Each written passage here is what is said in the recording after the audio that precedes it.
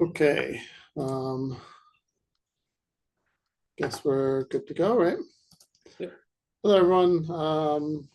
Planning Board Housing Subcommittee meeting. It is August 28th at 11:33. We will get started with a roll call vote of the subcommittee members. Fred Hartwell, are you present? You're muted if you want to unmute. Just for I am present. Great. Oh, looks like Bruce just joined. Hi, Bruce. We're just doing a roll call attendance. So Bruce Coldham. Maybe he's still trying to connect. Stop. Oh, there you are. Yeah. Okay. I will mute because you'll probably hear banging in the background, but I can hear you. Okay, it actually sounds okay right now. Okay. Well, tell me if it's not. Okay. And Jesse Major, I'm also present. So we have the full subcommittee members here. Great.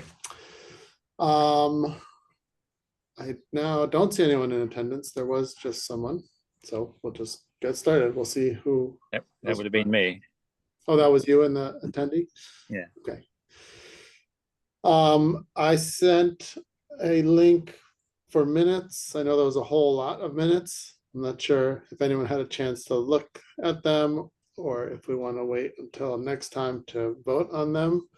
As I said, they were auto-generated. I thought did a reasonable job. Bruce or Fred, do you have a comment at all about the minutes? I read the two most recent, and I found that I could edit them as well. So I made some changes. They were pretty perfunctory. I spelled Kathy Shane's name correctly and added that she was a town councillor as well as a North Amherst resident. And I think on the second to last, the penultimate one, it said there was no public comment. There was actually public comment. It was folded into the AI generated notes because the AI generated didn't distinguish between who was saying what. So I just made a note at the bottom. Instead of no public comment, I said Hilda Greenbaum commented as noted above. And I didn't say that Pat didn't comment, but I do recall that Pat made a specific point of saying no, she didn't want to say anything. She just wanted to be present. That actually was on there, and I took it off because I didn't think it was relevant. But yes, that's fine. Good. Thanks. Anyway, so I've had a look at both of them, of those two, and okay, maybe we'll try. Maybe we can try and chip away at a couple each time. That's a good approach. So yeah, I think what we can do is Bruce, if you send your comments or Fred to Jesse send them back to me, and I'll just post them, and I can post them as draft, just so if people are wondering, because it's been a while since minutes were posted. Yeah, and it's easy to always like update them once they're online too. So okay. Yeah. Well, my comments are in there because I was able to edit, so I didn't. I don't know that it shows that it didn't show a track change or anything. It just accepted my authority to change the draft. I've made my comments, but it's not evident from the meeting, from the minute what they are, other than what I just said. That's fine. So this was 8:14 and 7:23. You said it was the two most recent ones? That's correct. Okay. Yeah.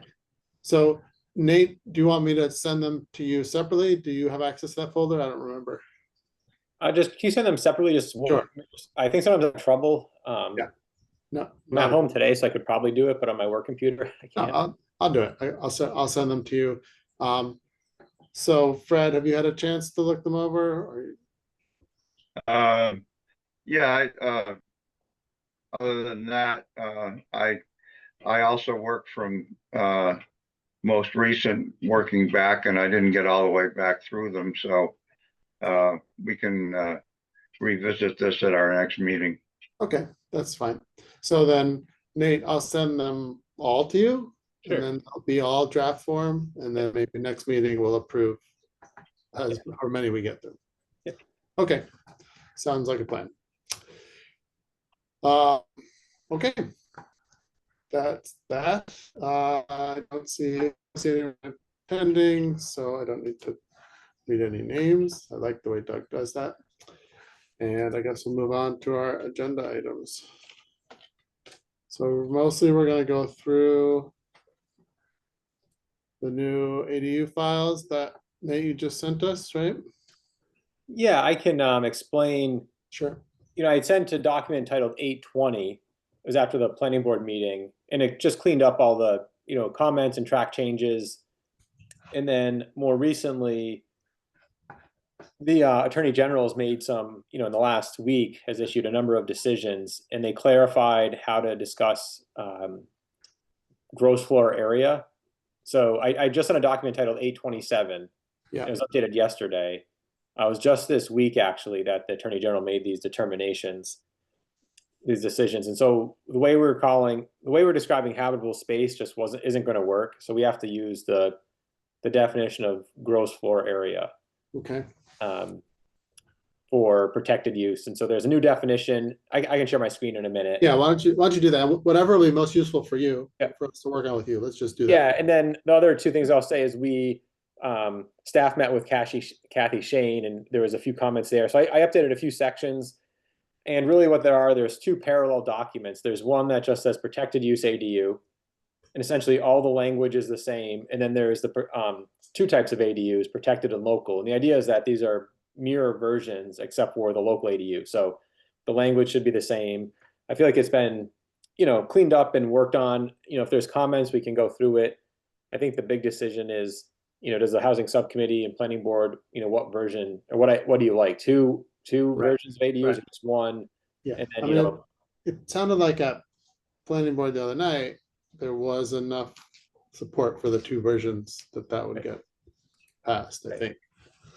And so, and it may be that, CRC only recommends the protected one, and then two different versions go to council, and that's okay. And then staff can discuss kind of the process and thinking. The council can always, go to one or two, or makes other changes, refer it back. I think it's actually, to me at this point, I feel like it's pretty good. It's really whether or not you want two or one. I think that's such yeah. Okay. So So I'll share my screen, and we can actually, hold on just a second.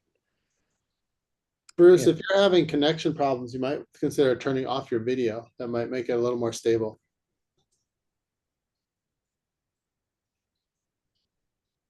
Oh yeah, here we go. All right, is that good for folks? Yep. So, the purpose hasn't changed. I deleted that one sentence. So allowing owners to age in place didn't seem like it was necessary. So these are two types of ADUs, a local. We had in a single family residential zoning district that allows detached single family dwellings by right or special permit. And so, this word single family residential zoning district is a phrase from, I think, both the legislation and the state rules and regs. So it's we were recommended to put that in there. Here's even though we don't call it that. Right. And so the attorney from KP Law, and then what the AG has been telling folks, is to try to mirror the language in the regulations as close as possible. So originally we just said ADUs will be permitted in any zoning district that allows a detached single family dwelling by right or by special permit, which is fine. The recommendation is to throw in this single family residential zoning district. So, I think in some communities, for instance, they only have a few zoning districts, and in their commercial district, they allow single family homes. And so, and I won't. Yeah. I'm just trying to understand the legal pieces of this. To me, that opens a potential for someone here like me to argue we don't have this zoning district, so it shouldn't be allowed. Yeah, right. So staff was talking about this. We think, that maybe the idea originally was that ADUs would only apply to single family homes. And that's why this language was in there, but then they defined principal dwelling as something else. And so, that's just what we're dealt with. It's not, Okay. I could read where someone reads this and would say, well, what's a single family residential zoning district? And then, it's described the following line, but we say a protected use, that hasn't changed except for we say meeting all requirements of a building permit application and certain requirements listed in this section of the zoning bylaw. So before we had said just requiring a building permit. And I think, we want to clarify a building permit application. It's a little bit more than just a building permit. As part of the building permit application, you have to have plans, maybe a survey, whatever, is required to get a building permit. So it's a little, and in staff's mind, it's a little clearer and can cover more things. A local ADU, like we talked about at the planning board, it shall meet the definition and requirements in this section of the bylaw, and then the permitting follows these steps. So when a lot has only a local, it's, administrative approval according to 11.212. So that allows staff to, put some conditions on there in addition to what's on in the bylaw. And then when a lot has a protected use ADU, the local ADU shall be permitted by a special permit. And so we have to require a special permit if there's already the protected use on the property. Yeah, Fred, I see you have your hand raised. Yeah, there's a grammar error in A. Meeting all requirements should be plural, but it's requirements of a building permit application. Somehow that can't be quite right. Maybe it should be It is just, the requirements associated with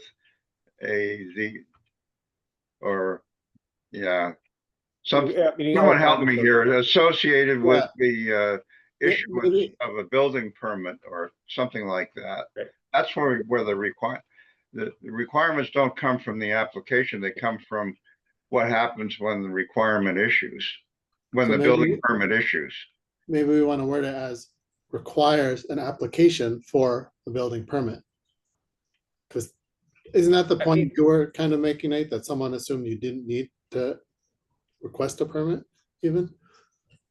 Yeah, I mean, if Fred, I just said meeting all requirements associated with issuance of a building Yeah, permit. that's better. Yeah, that works. Yeah, no, I'm right. So, we have, the town's received about a dozen, since this took effect, and there's only a few that are complete. So yeah, some people just, some are homeowners, some are, just applicants who didn't, I think they thought they could just submit a building permit or something, I don't know, even like a note to the town. Yeah, I think some of them are really simple. And then, right, you have to have plans and elevations and a survey to show setbacks, right? I mean, there's a bunch of things that are required, so. Okay, Jesse, could I comment for a moment? yes. Firstly, I'm working in this unfamiliar environment, so I don't know how to raise hands and things. No worries. So I'll just interrupt respectfully if I can. I'm back at the single family residence and I've been trying to unmute myself for the last. Just stay unmuted. We'll tell you if it's a problem. I figured out how to do it. It seems to me that that we have these phrases in here: single family residential, largely or entirely because that's the wording that's in the state general law, the Mass General Law, and that because there are all sorts of different this Mass General Law that we are enfolding essentially has to apply in all towns, has to work in all sorts of jurisdictions, and I'm wondering whether there might be a sense in putting some footnote or preamble even to the bylaw that explains the of this bylaw state law, and that to save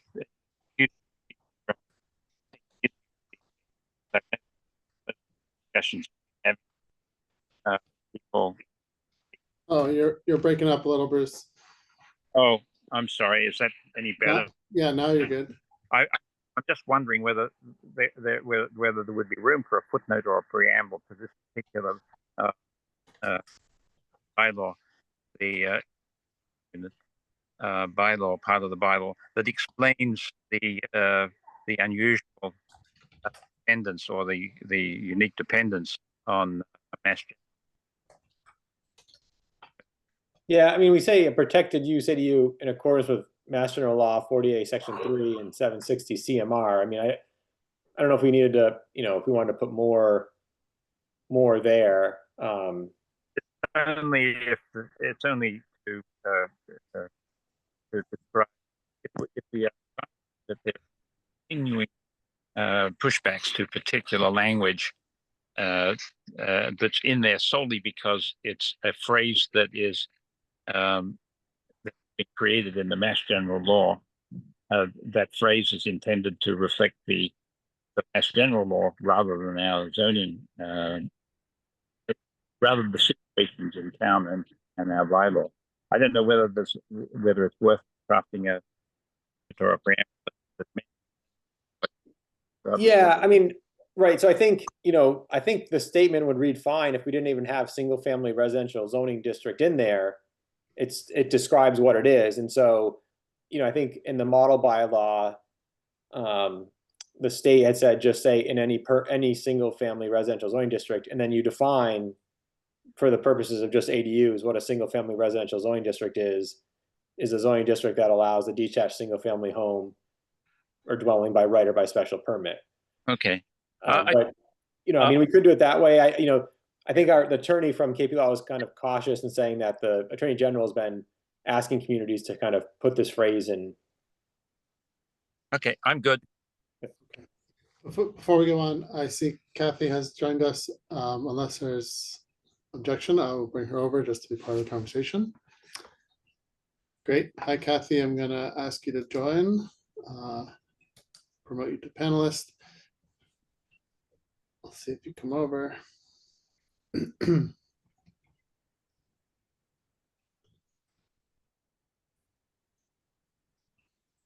Great. Looks like you're here. Just FYI, Kathy, we've been running the subcommittee this way, letting attendees sort of just join so they can add comments as necessary, but you can still use your raise hand feature if you'd like to add something. We're just going through the Nate's latest version of the ADU bylaw, trying to clean it up and get it all ready for planning board to then hopefully vote on and send over to CRC and or council. So the CRC meets this evening or this afternoon, and so I after this meeting, if there's any with some of these changes, I'll forward them on. So I sent them the 820 version, right, which doesn't have some of these minor updates, but it's quite similar. And so, yeah, it's just trying to keep track of all the different. Yeah, sure. Go ahead, Kathy. I'll just let you know, I'm not going to say a word about the ADU because we are looking at it at 3 o'clock in the afternoon. I probably won't say much about the overlay district if you get to it. I'm here mainly to offer the opportunity or request the opportunity for several of you or one or two of you to come to a District 1 meeting on the conceptual thing. And we will offer some dates to you. So I just need to know who am I offering it to. So that's the only reason I'm here. Yep, I would say, I mean, definitely I'm open to coming. I think Bruce is. I think Fred said he would also, there may be other planning board members as well. So we should make that available to the full board, I think, as Okay. well. Thanks. You'll get participation for sure. I'm lowering my hand, and if I may log off then. Yeah, I think we're mostly doing ADU today, so yeah, totally understand. All right. Yeah, so we had this written a little differently maybe at one point. It was a conditional if this then this, and the building commissioner and staff said let's try to clean it. So we put these sub bullets under local ADU. I think it's cleaner. I think it makes sense. We say either type, either ADU type may be completely contained. That hasn't really changed. It's just the language, and we say any ADU because now it could be either. In definitions, we had a gross floor area. So this is taken, verbatim from the rules and regulations, and from the building commissioner and from a few other communities, they've expressed some concern about how what this means. So it says the sum of all areas of all stories of the building. So it's not just the unit of building of compliant ceiling height pursuant to the building code, including basements, lofts, and intermediate floor tiers measured from the interior faces of exterior walls or from the center line of walls separating buildings or dwelling units, but excluding crawl spaces, garage parking areas, attics, enclosed porches, and similar spaces. Where there are multiple principal dwellings on the lot, the gross floor area of the largest principal dwelling shall be used for determining the maximum size of a protected use ADU. And so, what we, in essence, most houses in New England have, they have their first floor and then they have a basement of compliant building height, which isn't too tall. So, if you have a 1,200 square foot, first floor and you have a 1,200 square foot basement, you have a big enough principal dwelling to get to the 900 square foot ADU. And so, that's fine, right? I mean, essentially this is allowing most applicants to get to 900 square feet. And so, again, it's kind of like if the state just wanted to have ADUs be 900 square feet, I think they could have just said, Yeah. protected use ADUs can be anywhere up to 900 square feet and forget about this calculation, because what's happening is we're having people are submitting applications or calling the building inspectors and saying, well, I think I have a finished attic that qualifies and maybe I don't. And what does it mean? And so it actually is a lot of work for staff. Yeah, could we just say that, make it simpler? We can't. Okay. Because there could be an instance, right? A dwelling unit on a slab. So there's no basement that has no attic or anything. It's just, a one-story Right. living. Because That's we 1,000. can't change the ADU, we can't change what they want, what they said about the protected ADU. Right. And so say this is 1,000 square foot principal dwelling, they can only get a 500 square foot ADU. Yeah. So, Okay, yeah. If I can interrupt this, there doesn't seem to be any minimum ceiling height in this. And attics and lofts and so forth very often have sloping ceiling roofs that drop down to, Yes. and typically there's but so how does that work? Yeah. So it does say the sum of all areas of all stories of buildings of compliant ceiling height pursuant to the building code. Okay, we go. Yeah. But, that's been a question. So there's been a few applicants who have, an attic that goes all the way down to, 6 inches, right? It's like there's no knee wall and it goes all the way down to the floor. And then the question is, when does it start? But Well, no, that probably is. I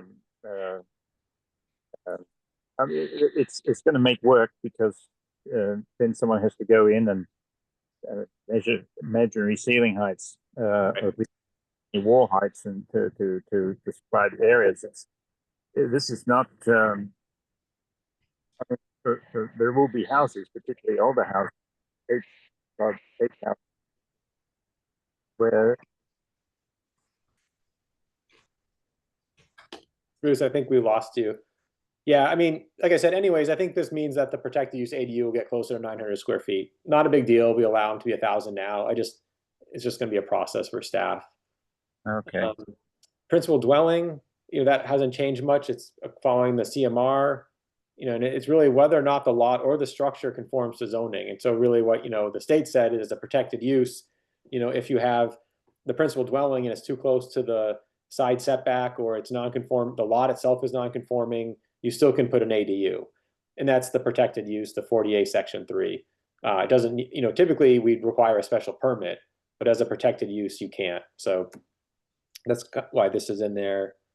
Yeah, the gross floor area. So again, this definition is pretty standard from the state. We took out habitable space.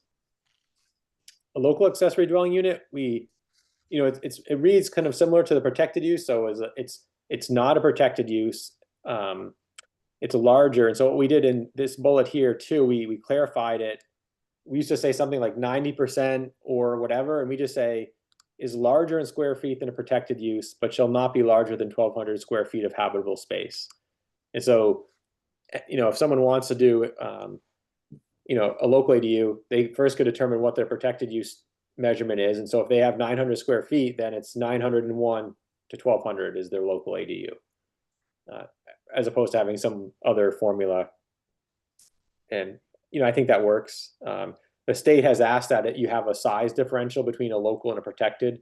So they're saying that if you allow a local one to be the same size as a protected, they would say, well, why isn't it a protected one then? How can you say that a local one, it's really that it is to the state's point of view, it's the size differential is what makes it a local, whether or not, in the permitting process, obviously, but. Wouldn't the difference be that you can have two of them? Well, right. Right. But so, for instance, some communities had written in that they would allow a local ADU and a protected use, and they didn't really describe the size very well. And the state's saying, well, okay, say someone permits the local one first and it's 700 square feet. Why isn't that the protected use ADU?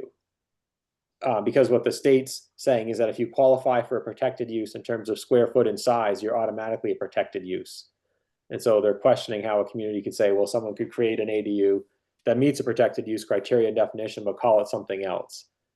And so really you have to have, if it's, so, my understanding and staff's understanding is that if someone creates an ADU and it meets the definition and all the criteria for protected use, it's a protected use. They can't themselves call it a local ADU. It's just by default a de facto protected use. You already have ADU and you wanted to have a local one as well. You could. And so that would be the difference, that you could have another one as a local at 900 along with the protected one that you already have at 900. Right, or 901, right? It has to be larger in square feet than a protected use. But in our case, yes. Yeah. General requirements, I kind of went back to saying, and for a local accessory, we're saying all ADUs will be on the same lot. There should be no more than one local ADU and one protected use permitted on the same lot as the principal dwelling. All ADUs are exempt from the additional lot area of table 3, which we've had. No additional or separate driveway curb cut to serve any ADU shall be permitted unless allowed by the Department of Public Works. So, we had clarified this at the planning board. This makes sense. A parking plan will be submitted. If it's rented, it should follow the rental registration. And so the CRC, and we talked about this, there were some questions like, well, is the parking plan kind of redundant to the residential rental property bylaw, the dark sky compliant and on-site storage here? And it isn't. And so if as a rental property, you have to submit those, but it's not saying there's not saying it has to meet these design standards or that the waste has to be located on the interior or screened from view. And so these are slightly more, more of conditions that, staff's found we apply typically to ADUs as they've been permitted in the past. And so, we'd like to be able to keep applying these to both the protected use and local ADU. We think they're reasonable, right? It doesn't nullify the legislation. If you have to figure out how to screen your trash, it doesn't mean you're incapable of putting a protected use ADU on your property. You might just have to put a little enclosure. Related, but not exactly to this document, did make me wonder why that's not part of the rental registration.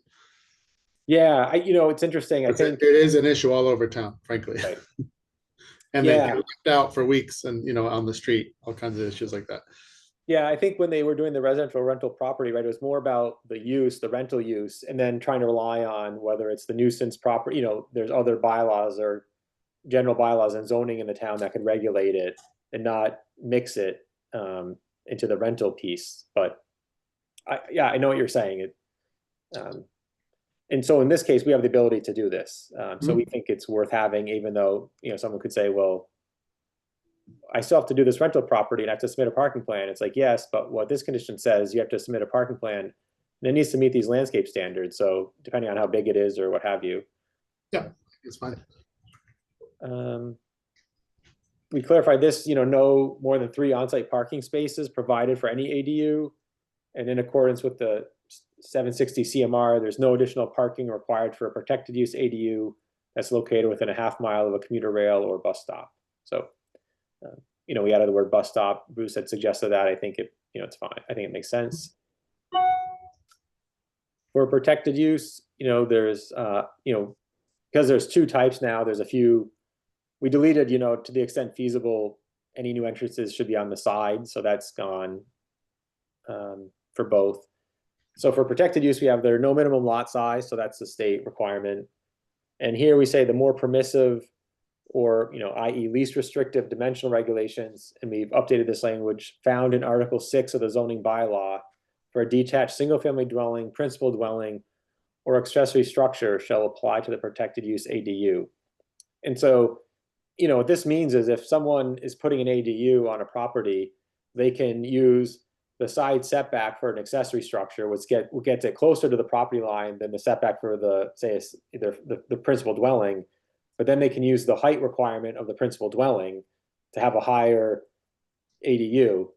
However, you know, they're limited by their floor area. So, you know, if you want to have a 2-story ADU, you're going to have a pretty small footprint. But, you know, so while this what, you know, the state has said this and they've come back a few times, the Attorney General has stressed this to communities. Sometimes communities will just say, you know, following the dimensional regulations for the single family home. And they're like, no, it has to be the more permissive of these 3 types of structures. And, you know, maybe in some communities, there's no difference between an accessory structure and the single family home. But in Amherst, we've given accessory structures a much smaller side and rear setback.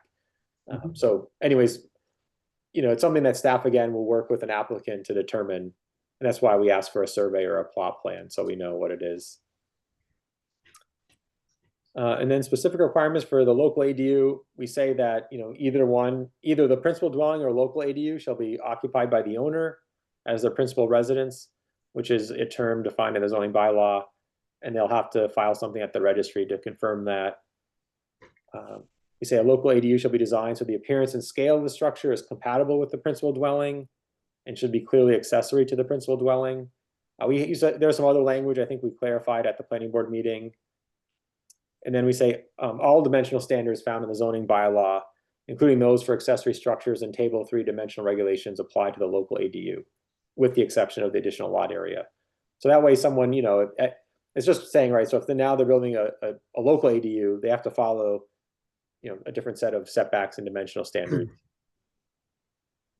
You know, that's for both types. You know, essentially, if we're saying just protected use, you know, these specific requirements for local are gone, but all these other standards are essentially the same. Can we add the for unrelated to the local? We could. It is elsewhere in the zoning bylaw, but we could add it to local. I mean, it feels like the more places we make everyone aware, maybe it's better. I don't know how you feel about that, but let me just let me you know, so that when someone's thinking about an ADU, they're clear that's also a requirement here. Yeah.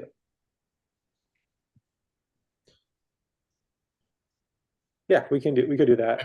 I doubt that will discourage anyone from building an ADU, but you know, rather than, oh, I was planning to put 6 people in here and then I get to the rental thing and I say, oh no, it's not going to work. But right. Yeah. Yeah, I mean, there is, you know, a concern that a bigger ADU could allow for more people.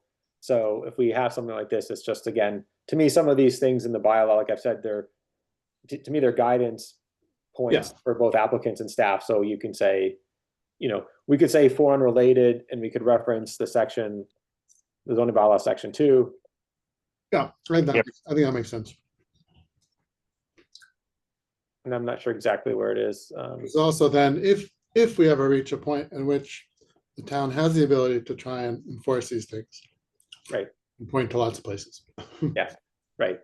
Yeah, I mean, the foreign related is a tough one. We've, you know, the town's done it, and usually we, you know, we'll work with the property owner, property manager to then find, you know, we can't evict someone or kick them out, but, you know, so it'll take a while, but oftentimes then they'll resolve in having a new apartment or someone for one or more of the tenants. All right, so this, you know, if we have any questions, you know, this, like I said, this has been cleaned up since the last time the planning board and the housing subcommittees looked at it. I feel like it's, you know, getting there, you know, unless there's, you know, some if, so in my mind, unless some of the language is unclear or we're still confused about something, then it needs to be clarified. Stylistically, if people want to make changes, sure, but I feel like it's saying what it needs to. Yeah, I would agree. Can you hear me? Yes. Do I still understand correctly that the Special permit for the local ADU is only required if it follows a protected use ADU? Right. So if there's no protected use ADU on the lot, it's an administrative decision, which is it's a by right. Sorry, Bruce, try that again. We're losing your question. Yeah, I think what you're saying is I scrolled up to the applicability, so it's here, and it, Bruce is right. So if there's a protected use on the property first, then the local ADU, it will be a special permit request, and that's something that the state's said, and they've clarified that through the Attorney General's office. I think at one point people thought it was unclear, but they've confirmed this is what they meant. And if it's the local ADU comes first, we're saying it's administrative approval according to section 11.212 of the zoning bylaw. And that section allows the building commissioner or staff to, look through, essentially could use the site plan review criteria and, some conditions in the bylaw to, and sometimes in administrative approval, the building commissioner just issues a building permit. It is a by right thing, or they issue a building permit with conditions. So, for instance, we have these other requirements in the zoning bylaw about scale and mass of a local ADU. And so someone could come in and want to put it really up front in the front yard. And we could say, well, actually, we don't think it should be in the front yard. And here's why. It's in this bylaw itself, section 5, and it's also in 11.212. It says, try to follow the setbacks of the neighboring properties. And so that allows the building commissioner or staff to work with the applicant to see if they could move it back. And in some properties, it may not be possible, right, given the shape and size of the lot, but in others, maybe you could say that, they have that ability to do that. So there's no dimensional limit. So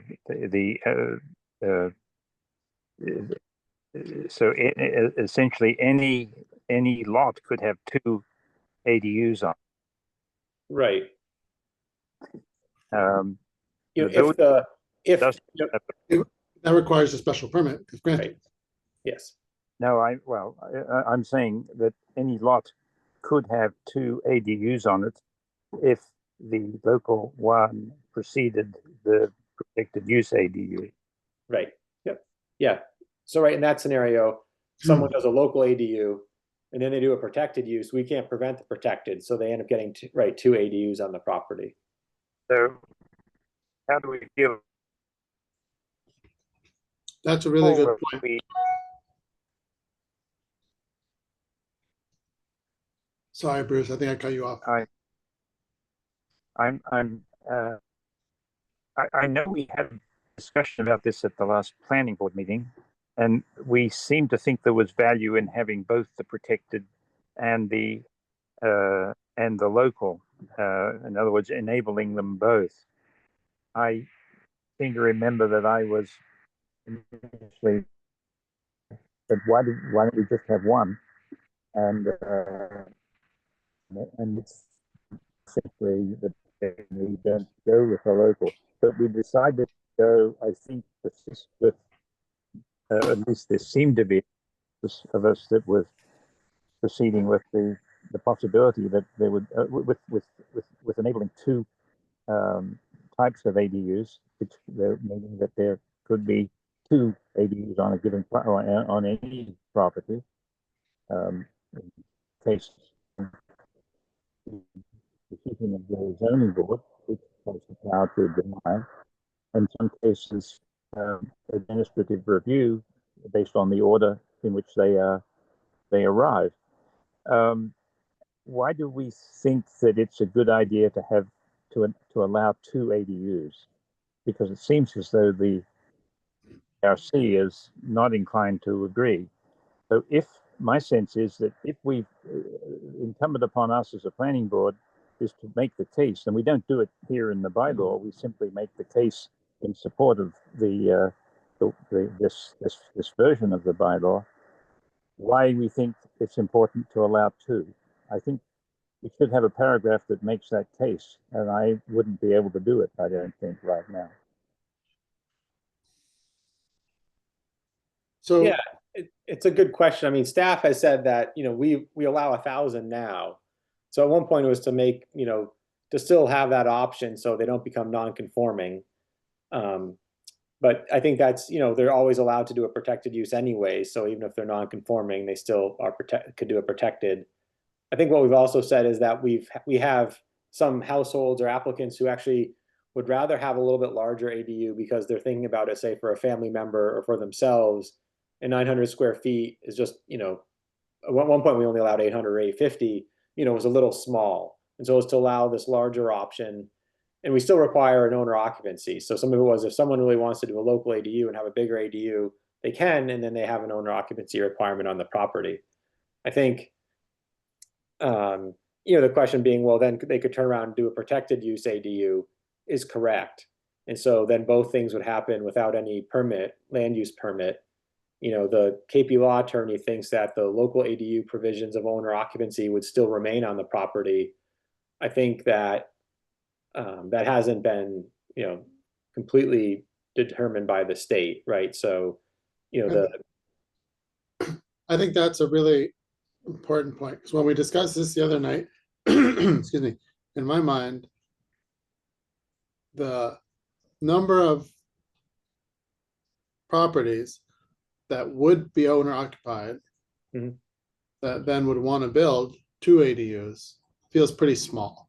And in my mind, it's largely developers or rented properties that would mostly want to have two. But if we keep that requirement in, they can't, right? Or they can't all three be rented, is the point. And so to me, Right. that will result in very few of that occurrence happening, was my logic about it. And I agreed with, I think Jared made the point pretty clearly that, you know, some families might like the larger one. And I think that's why I was in favor of leaving both in. But if we think that part, the owner occupant part, won't fly, or we can't keep that for some reason, then I would be in favor of going to just one. yeah, I think to me, it's a, you know, I think we can put it in our bylaw, and to me, it becomes, you know, a legal question. So, you know, is someone going to challenge it? And so, you know, the state hasn't ruled one way or the other. You know, what I've read and what attorneys have said is that, you know, typically a zoning decision or some decision that has been made in the past can then be completely nullified by, say, a new decision for someone trying to do something, you know, to get rid of it. So usually, you know, a special permit remains on a property, even if there's some other, something, you know, new zoning that allows it by right. And so it's still, there's still a special permit on that property. And so, but yeah, I think it's something that has to be decided legally. I don't think the Attorney General has weighed in on it. You know, there's been a lot of decisions. There's probably been like 50 decisions on town meeting votes submitted for review, and no, it hasn't been, you know, this hasn't been discussed really. Okay. Yeah, so then I'm inclined to support it, and then if for some reason that gets taken out, we can always revisit the bylaw, right? Like go to one. I mean, it's Right. a hassle, but Yeah, and I think, you know, the other discussion was, or kind of a parallel discussion was, well, could we just allow a protected use and allow it to be bigger? And then, you know, so then, you know, if you said a protected use could be 1,000 or 1,100, do you really need a local ADU? The difference being then you have a larger protected, so any ADU that's already been permitted, which is all of them essentially. I no thought we could longer- not do that. What's that? I thought we could not change and allow a larger protected ADU. Oh, we can. So we can always be more generous than the state law. So they allow that. So we could allow a bigger protected use. But can we, I guess I'm not in favor of that. Yeah. And then, like I said, was that if we did say 1,000 or bigger, then then essentially all the ADUs we've permitted and all the ones with a owner occupancy requirement, though, they're all now a protected ADU, so we couldn't enforce that provision. Got it. So yeah, that to me is another reason not to do that. Yeah. So that we keep that provision on the existing ones. Right, and so in the protected use version of this, I just say, it's basically the same thing, and then we just say 900 square feet. So if, for instance, the thought is to only allow one ADU type, and it's a protected use, and we say 900 square feet, then no one can build a 1,000 square foot ADU anymore. It would be considered a duplex or converted dwelling or whatever if they had that ability. But we would, essentially all we're saying then in our bylaw that you're just limited to a 900 square foot ADU, and it's just one per property. Yeah. And so, yeah, I think it's a good question. I think, would someone build a local ADU and then think, well, I'm going to build a protected use and try to get rid of that owner occupancy requirement from the local? Maybe. I kind of agree with Jesse. Most people, though, if they want to build a local and have it be owner occupied, probably don't think they'll then build another protected. They might at some point, thinking it could be more rental income or something if they, wanted to stay on the property and manage it. But it's, it's hard to say without that legal question about that owner occupancy piece. Yeah. Okay. Yeah, I mean, I'm still inclined to lean this way, but we'll see what others think when it comes time to vote, right? Right. Fred, do you have anything to add, or?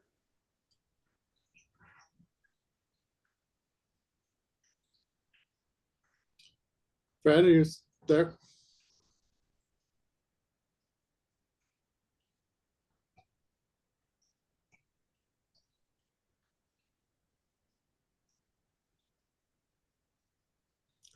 Okay. Yeah, so I think, so there were some changes made. I'll make changes to the protected use. I'll email this off this afternoon to CRC or share it with them so they see it. And then, the planning board meets next Wednesday, and I'm assuming we could probably get to a vote with the planning board at this point. Yeah. Thanks. I haven't heard any other comments from board members. Like I said, I think the language has been cleaned up and things are flowing nicely.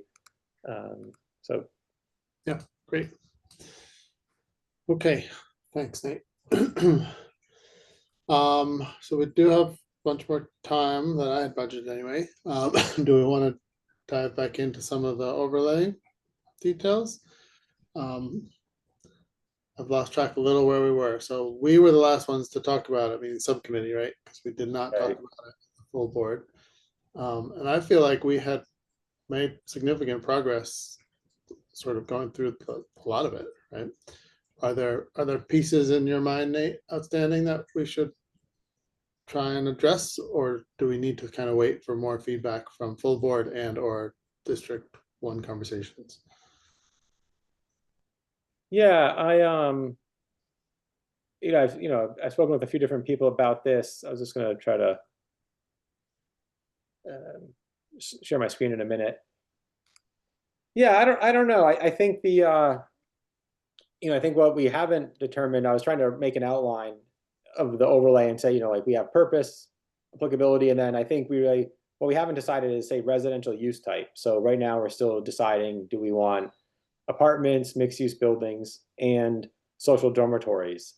And then to me, we have dimensional standards, and then I feel like I'd want to categorize the bylaw in terms of like site plan, site layout criteria or conditions, parking, amenities, and have something a little, it's kind of structured that way. But I think after the last housing subcommittee, Bruce had done a kind of a site layout, and it worked, but that's not to say that a developer would come in and do that. And so Right. The question is, how much flexibility do we want to provide the developer, or do we want to have some standards in the bylaw? So say, for instance, we could say, here's a maximum density and size, and then they could have buildings really close to each other that just meet building code, or do we want, some space around buildings, or, to me, it's kind of getting into, we could have some general ideas, and then it's like, okay, how does it actually work in a bylaw?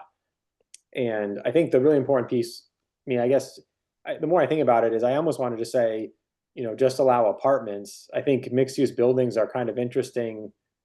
I think we could say that in the overlay, amenity space that serves the residents is not a commercial use. It's an accessory use to the apartment building. So, if there's even if it's like a cafe or, whatever, gym or something, I guess we'd have to be careful. If it's open to the public, well, maybe it's different. So I think that some of those things, those big pieces are important. If we say social dormitory, then really in our bylaw, that's only for students. And so then, non-students couldn't live there. And I'm not sure we'd want to say that in the overlay. And so, we have those kind of questions in the document. And then we have our buffers. I was going to share the screen just to show the map, which I think is actually, I think it's, and some of it could just be, do we like the boundaries of it? I feel like, this has been the working model. We have Meadow Street, we cut behind the properties on North Pleasant, and then we go to the street here down to Presidential, and then basically to 116. And we have, a 400-foot setback from North Pleasant Street and a 300 from Meadow Street. And so what we've been saying is, within North Pleasant Street to 300 feet, it's 3 floors. Beyond that is 6, and same thing here, 3 floors, and beyond that could be 6. We have different setbacks and dimensional standards, but we haven't really gone into, what do we think in terms of, say, general site design? Yeah. And so correct me if I'm wrong, Nate. We, at some point when we were talking about this, I left the conversation with the understanding that this would all come to the planning board anyway. right. And that's another opportunity to say, no, we don't like that, or you need to consider this, et cetera, because it has to be approved. And assuming that's true, I prefer to leave it a bit more flexible to encourage it to happen, right? To see what, because we're, as you point out, we're not the developers. We don't know what will be attractive for them to build. Yeah, my only thing there is if we say it's site plan review, there's a limited ability to deny it. And so I'd want to have some conditions in the bylaw that allow the planning board to really modify the design. And so, one other thing I was thinking about putting in the overlay, and other communities have done it. I was looking online, actually require a pre-application meeting with staff. Sure. And it could, and it might spell out like, from, public safety and public works and planning, conservation, and actually have, we could say meetings, but have some pre-application meetings to review the design and site layout and have some criteria there that would flow from the bylaw. Yeah, that makes sense. Yeah, I just, to me, it's interesting. So even if you look here, right? So, townhouses, quads, which, easy to do, but then it allows for big gatherings, Brandywine's different, Puffton's different, and Presidential is different. And so, do we want, so, right, someone could come in and have a completely different idea of how they want to organize the site, and right, do we allow that, or do we have some ways to manage it? Yeah. Kathy, please join us. Oh, you're muted. Thank you for letting me. So I'll frame it as questions right now, but I also, one comment is a few years ago, this is all the RN zone, residential neighborhood. And a few years ago, there's a little carve out, and Nate would have to draw it with his arrow, that runs along Pine, picks up a lot of Brandywine and townhouses, and across the street on the other side. And it was instead rezoned as resident village center. So that is already permitted to have apartments on it. That was rezoned in the zoning map. So where your little red arrow, red comes, it partly overlaps with what was already done. Just so you know what the current zoning looks like. It's weird when you look at it. You'll say, why was that done? And not 2 sides of the street, but it was done. So my other is, how does this conform with the master plan? Because this is all supposed to be a village center up here, and certain kinds of density were lower. Secondly, why this area? You could also look at Colonial Village, which is also was near another village center.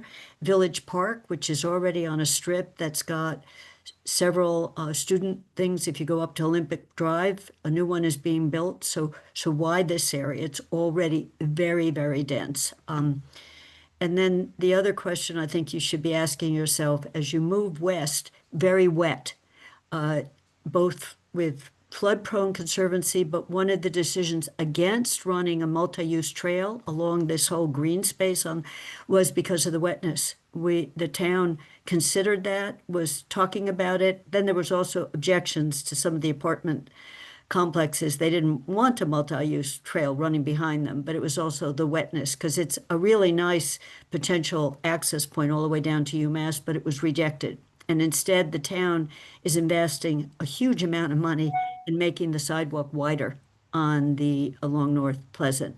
So I think and last is traffic. Anyone who hasn't seen the traffic up here needs to see it. So my question is, master plan talks about lower density as you get out to village centers. Why this area? There are two other places you could look at. Colonial Village are all short. Brandywine is already 3 stories. If you go and look at them, they're already 3, and they're pretty new construction.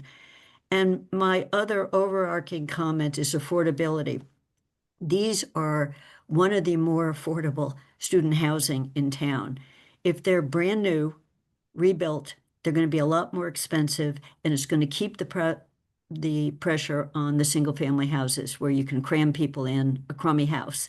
And so we're seeing some of the big complexes on UMass campus and also South Amherst have vacancies because their rents are too high. They went high enough that the students said, I don't want that. So it didn't take any pressure off the neighborhood. We just are absorbing them. So just my big ones are for now, and I do want to have a district meeting on the nuances of this whole area.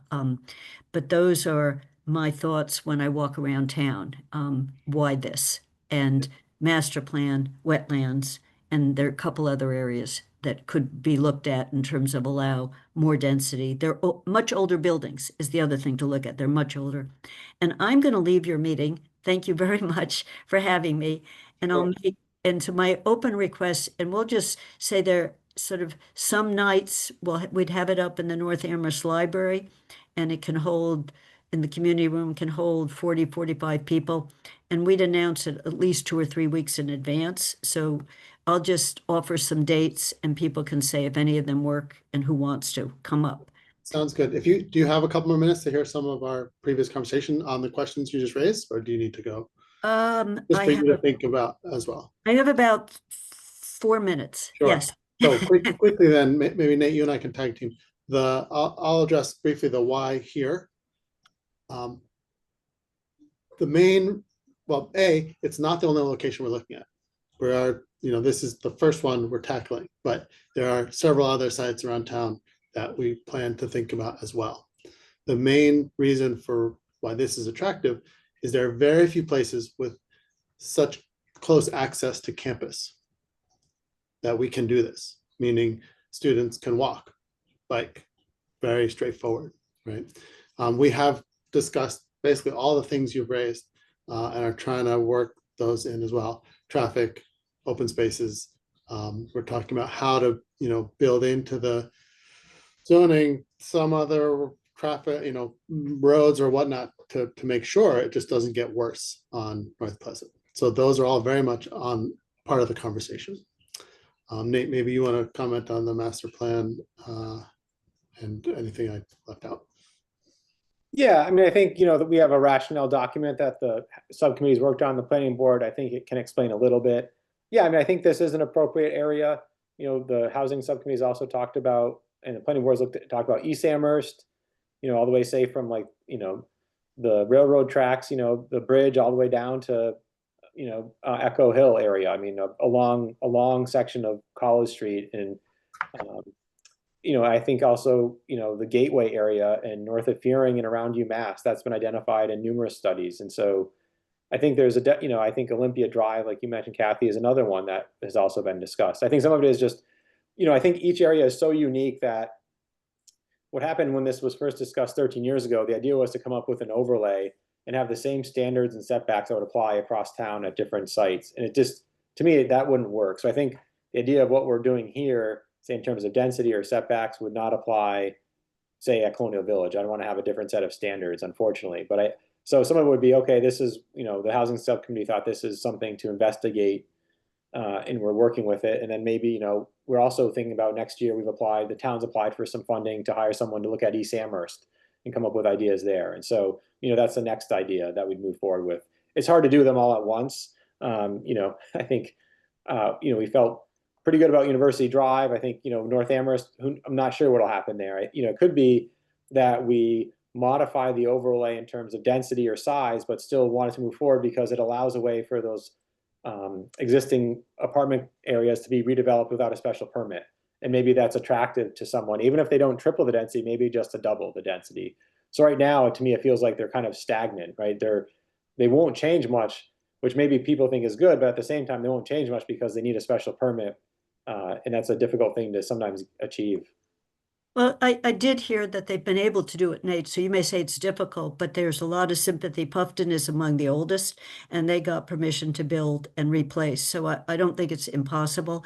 And anyone who walks around Puffton, it is a village. It's beautiful. And the rents there compared to some of the new that have been I think you need to think about affordability. And long term, are you building just for students? Puffton Village would make amazing family location, nice small clusters of 2 or 3 or 4 apartments. So I'm going to get off because these are the kinds of questions that we'll get into with District 1.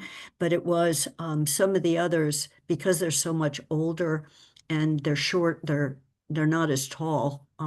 So Puffton Village probably might want to go up a floor on a couple of the short ones, but some of them are already 2. And Brandywine's already 3. So, and they're fairly new. But thank you very much for letting me join like this. It's been, the ADU discussion was also useful for me, so thank you. Okay, see you soon. Thanks. Yeah, I think, those are good questions. I took notes. I think, we can prepare for the District 1 meeting. It's funny, since we've been talking about this, I was thinking about if we were to look at north of Fearing or Gateway again, there's been talks about, well, what if that were more family housing or other kinds of housing? So to me, it's like, well, if the North Amherst overlay were in place, right, then maybe that area would be, a different housing type and a different kind of target audience. Yeah. And, maybe it could be a 40R or some overlay that encouraged, a different kind of user. I think it's really hard to say that because if we allow more buildings, I think most of it would be generated for students, right? And Yeah, so I don't see, yes, I completely agree with that. And if we are talking about these few locations next to UMass, I don't see how we get around students. I agree, it'd be great to zone in somehow some more family housing somewhere, but that to me should be the other locations. Right. Yeah, right, there's a few tools in the state that you can do that, but not a lot. And so it's really hard to say, well, let's allow, townhouses, but only say they're for, non-students. It's That Atkins Corner, for example, that to me is where that should go, or other more not so central places. Okay, but that was a good preview of what we need to think about. Okay. Think about the things you said, Nate, that we should work on. Yeah, for me, the housing type is a big one. How many different uses do we allow in the overlay? And, we could redefine a mixed-use building specific to the overlay. So it doesn't have that 30% requirement. It's something else. And maybe we do, Yeah, so I'm backing up again to my first question. I understand what you said, that there's, we need to build where there's not real ways to deny, right? But and the whole point of this is to avoid special permit to make it more attractive. Right. And the special permit, the only way we could have that process, meaning say to developers, tell us what you want to do, and then we'll say what we, yes or no. That's really what a special permit is for, right? Yeah, a little more than a site plan review. So typically with a site plan review, you've written conditions and standards into your bylaw that have to be met. Yeah. But unless the design is so, egregious, right? There's something that's really wrong with it. It's hard to deny it. So then I do think we need to think through all these things, like you said. Right. Which- For instance, like we could say, you know, if we wanted to say 6 stories, maybe we say, well, the 6th floor has to be under the roof and has to be stepped back. And we could say, you know, some distance, and then we could have illustrations, right? And so then it's like, okay, well, that we know that that's what it is. If we wanted, you know, variations in the type of building along the street, we have to say it. And it could just be like what we said in the overlay too, U drive overlay, you know, it can be some language, it doesn't have to be too detailed, but enough to say, okay, well, you have to have variation in the facade. Yeah, so it's not a single, yeah. So Yeah. I agree with all those things. You know, you obviously you're the expert here. It's almost like I'd ask you to put some language together and then for us to discuss, right? Yeah, no, like I said, I started putting another kind of a separate document as an outline and seeing where we are in it, in our document, just helping me think about it a little bit. Sure. Okay, so maybe we're not ready for much more at the moment. Maybe you just need to, whenever you can. Right. find that. Yeah, I mean, I think what we talked about before was, you know, like requiring like a multi-use path and some open space requirements. And so I was trying to think about that, like, do we have a buffer or distance between buildings?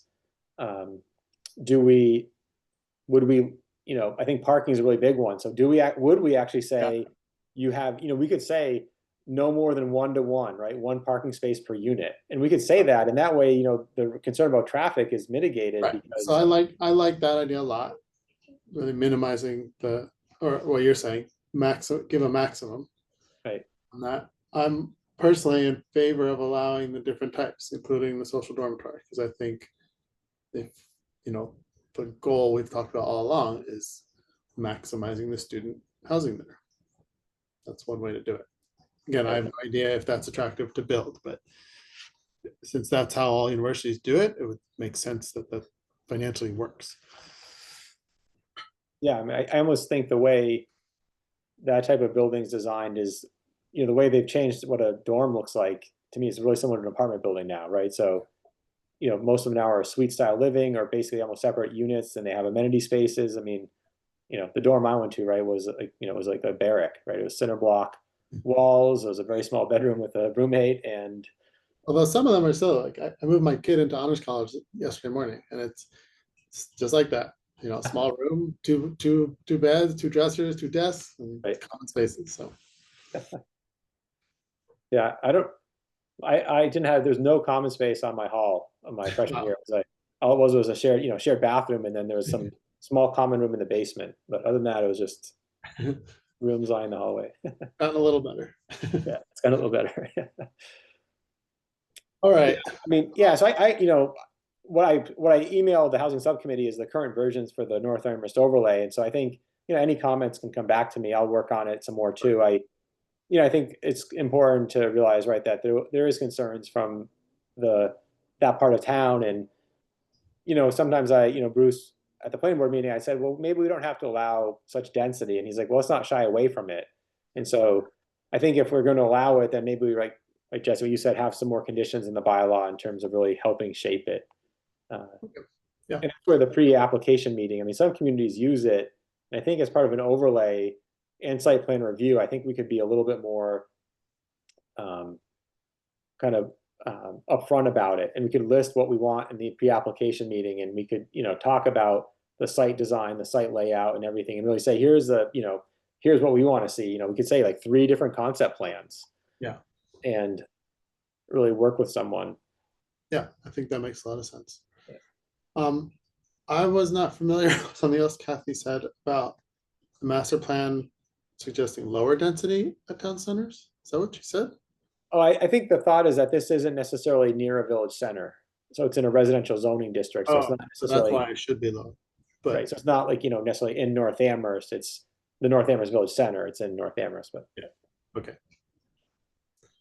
Yeah, I mean, you know, I think it's on water and sewer. The sewer would have to be upgraded, but you know, I do think it's an appropriate place to look at it. And maybe, you know, maybe, right, as Bruce said, maybe this doesn't move forward or it takes a different shape, but I think it's worth investigating.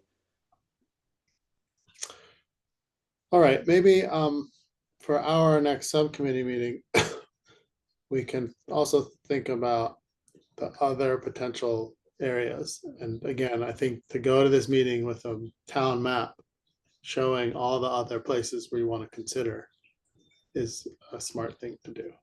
Mhm.